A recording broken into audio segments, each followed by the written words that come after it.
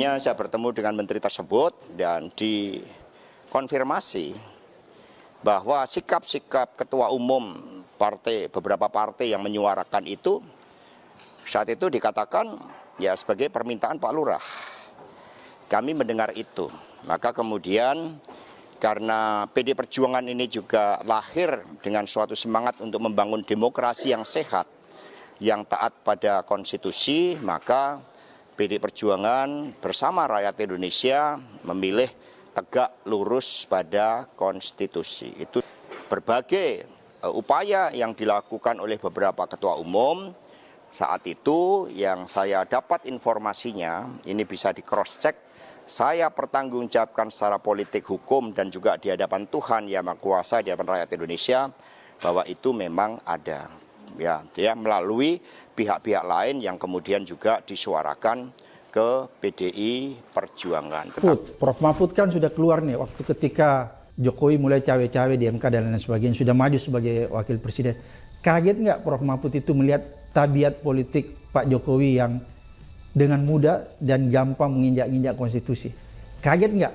Karena kan Prof Mahfud ini sempat akrab nih. Iya, sudah saya katakan, saya tuh kagetnya sejak tahun 2022. Terus terang, kita dulu kan pendukung setianya gitu ya. Tapi 2022 tuh ketika sudah mulai muncul gerakan-gerakan, ya tidak Pak Jokowi langsung, tapi dia membiarkan gerakan beberapa menteri, orang-orang DPR untuk mengubah periode jadi 3 periode gitu kan. Bahkan udah datang ke saya di lobby juga itu. Gampang Pak itu. Apa? Undang-undang dasar diubah. Gimana caranya? Kalau biar Pak Jokowi tidak ketahuan, Pak Jokowi suruh umroh dulu. Oh jadi termasuk Prof Mahfud di lobby nih? Oh iya. Oke, siapa itu yang melalui? Oh nantilah. Nanti harus ditulis 10 tahun yang akan datang. Oh, buku putih ya, Prof? Ya buku putih nanti, jangan sekarang. Masih ada, orang-orangnya masih hafal di sini semua. Pokoknya umroh 3 hari, nanti kita sidang MPR kali. Pasal yang menyatakan presiden hanya dipilih 2 periode itu diubah. Pagi dibuat panitia kerja, siang diplenokan, sore disahkan, besok presiden sudah bisa langsung perpanjang jabatannya. Sesimpel itu ya? Oh iya, itu kalau main-mainkan konstitusi, kalau orang nakal kan tinggal dukungan suaranya berapa. Sepertiga mengusulkan, 2/3 setuju, di voting dari 3/4 hadir, dari 3/4 itu di voting 50%. Setuju udah selesai. Bisa sehari. Kalau orang nakal ya. Makanya moral hukum itu penting, bukan hanya prosedur hukum. Nah sejak itu, Pak Abraham, saya itu mulai curiga. Lalu ada upaya perpanjangan lagi. Udahlah kalau nggak bisa 1 periode, tambah 2 tahun aja, kan COVID-nya 2 tahun. Dan itu bisa dengan ketetapan MPR dan macam-macam. Saya bilang nggak bisa, apalagi Bu Mega keras kan. Beberapa partai keras waktu itu, Bu Mega yang paling keras. Pokoknya menolak perpanjangan, menolak apa gitu kan. Mungkin kalau subjektif, ya saya menganggap bahwa mungkin Pak Mahfud kurang memikirkan keputusan-keputusan politiknya, yang membuat beliau berada dalam goncangan yang cukup berat lah gitu, sehingga membuat beliau mengambil sikap-sikap yang tidak wajar. Artinya ini residu dari Pilpres? Ya, dari Pilpres dan yang lain-lain. Kan sebenarnya kan ada masalah begini. 2019 itu Pak Jokowi kan ingin Pak Mahfud. Ya. Tapi kan Pak Mahfud nggak sadar bahwa yang menolak beliau bukan Pak Jokowi. Partai-partai. Nah, yang menolak itu, ya saya nggak sebut, tapi yang jelas bukan Pak Jokowi. Lalu kemudian beliau sudah pakai baju dan sebagainya, kecewa. Ya.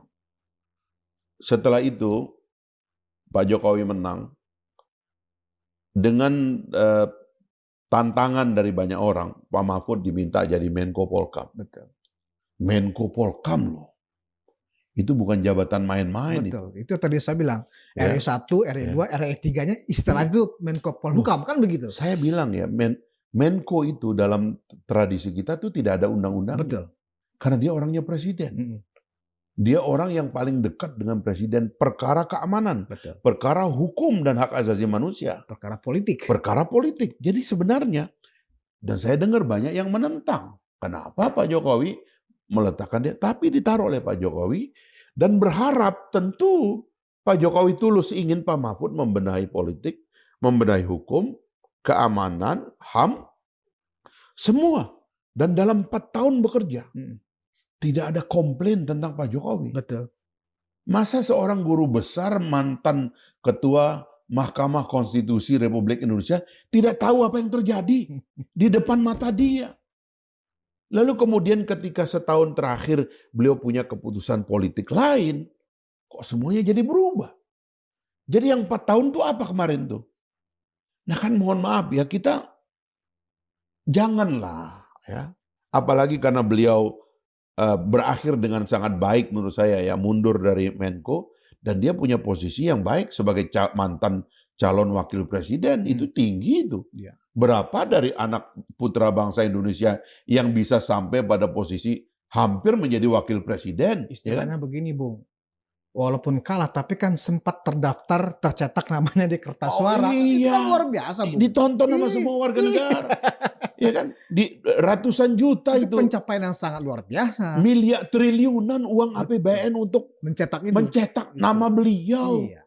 Di seluruh kertas suara yang akhirnya beredar dan dipegang oleh rakyat Indonesia ini. Kan sudahlah. Itu kan sudah baik. Coba kembalikan memori beliau kepada waktu memimpin Mahkamah Konstitusi, so far so good di zaman Pak SBY. Waktu 4 tahun beliau bertugas untuk membenahi sektor politik, hukum, keamanan, hak asasi manusia. Itu beliau. Kenapa memorinya setahun terakhir? Yang sangat partisan. Menurut saya ini yang perlu dikoreksi dari beliau. Karena itu kita berharap beliau juga sebagai sedikit orang yang pernah dalam posisi itu positif melihat situasi kalau ke depan. Kalau itu dianggap sebagai mewakili suara publik, gimana, Bung? Bahwa itu suara publik yang saya tangkap. Ya, memang akhirnya itu yang terjadi karena beliau memutuskan untuk bertarung dalam politik ini gitu loh. Tapi hemat saya ya, saya pernah menjadi anggota Komisi 3 bareng dengan Pak Mahfud. Sama-sama duduk sebagai anggota Komisi 3. Dilantik tahun 2004 ya. Sebagai anggota dewan, beliau setelah menjadi menteri ya di masa Gus Dur, lalu menjadi anggota fraksi PKB, dan saya waktu itu sama-sama sebagai anggota dewan sama beliau. Saya jadi tahu begitu, dan ada beberapa dinamika, terutama waktu beliau pindah ke MK, saya tahu apa yang terjadi. Kan waktu terakhir di 2004 itu, terakhir beliau dipilih oleh rakyat. Setelah itu kan karirnya adalah non-elected semua. Ya. Sampai kemudian 2019, ya kan, 15 tahun kemudian dia menjadi pejabat elected lagi. Menurut saya ya, mungkin beliau kembali ke komunitasnya yang non-elected. Jangan jadi politisi deh. Menurut saya mendingan jadi negarawan, kembali ke tengah ini gitu loh. Sebab menjadi ganjil kita melihatnya hal-hal seperti ini. Kita memerlukan energi besar untuk bersama, untuk bersatu, untuk melihat nasib bangsa dalam transformasi ini. Waktu IKN itu diputuskan, Pak Mahfud ada di situ sebagai koordinator Polkam. Waktu reformasi pengadilan dilakukan, Pak Mahfud ada di situ. Waktu apa yang terjadi pada KPK, Pak Mahfud ada di situ. Semua ada, dan beliau adalah penanggung jawab utama. Termasuk penyelenggaraan pemilu 2024 ini, penanggung jawab hariannya adalah Pak Mahfud. Oke. Dan ada lagi diksi yang punya makna hukum, Bung. Ya. Mengadili, ya kan? Mengadili Jokowi, kan begitu. Sebenarnya itu bukan diksinya Pak Mahfud. Diksi itu disuarakan oleh banyak kelompok di luar pemerintah, khususnya anggaplah mereka selalu menamakan dengan pro-demokrasi dan civil society. Dan dilalahnya Pak Mahfud pun menyetujui, mengafirmasi bahwa ya memang Pak Jokowi harus kita adili. Ini gejala apa, Bung? Apakah ini, masalahnya kan begini, kita tidak dalam posisi untuk berpihak kepada siapapun, tapi kan publik perlu kita edukasi. Ketika ada kata mengadili, berarti kan ada fakta hukumnya, ada peristiwa hukumnya, kan begitu. Apakah seperti itu yang dilihat oleh seorang yang mengaku dan kita menerima sebagai seorang pakar hukum, begitu, Bung? Gimana, Bung? Ya bukan pakar hukum. Kalau wilayah hukum itu adalah wilayahnya Menko Polhukam, dan hampir 4 tahun lah beliau ada di situ. Kalau ada pengadilan tuh yang kita adili ini kan Pak Mahfud sebenarnya. Karena dia penanggung jawabnya gitu loh. Jadi saya kira udahlah ya. Mari kita agak lebih positif lah, terutama bagi orang-orang yang ada dalam posisi seperti Pak Mahfud itu, untuk melihat transisi ini secara baik. Bangsa ini perlu energi besar untuk bersatu. Kita jaga demokrasi kita melalui mekanisme yang sudah ada, tapi jangan sampai pertarungan ini bukan menjadi pertarungan sistem, tetapi menjadi pertarungan emosi pribadi di dalamnya. Sebab sebaiknya dalam kontestasi ini kita keluarkan itu soal-soal pribadinya. Kecewa kita, beban pribadi kita, ketersinggungan kita. Bismillahirrahmanirrahim. Assalamualaikum warahmatullahi wabarakatuh. Salam sehat. Flashback dalam 100 hari kerja Presiden yang baru Prabowo Subianto dan Mas Gibran Rakabuming Raka. Alhamdulillah sejauh ini masih baik, dan alhamdulillah juga kepuasan dari publik, kepuasan dari masyarakat, kepuasan dari rakyat Indonesia adalah 80% lebih terhadap kepuasan kinerjanya Pak Prabowo Subianto dan Mas Gibran Rakabuming Raka.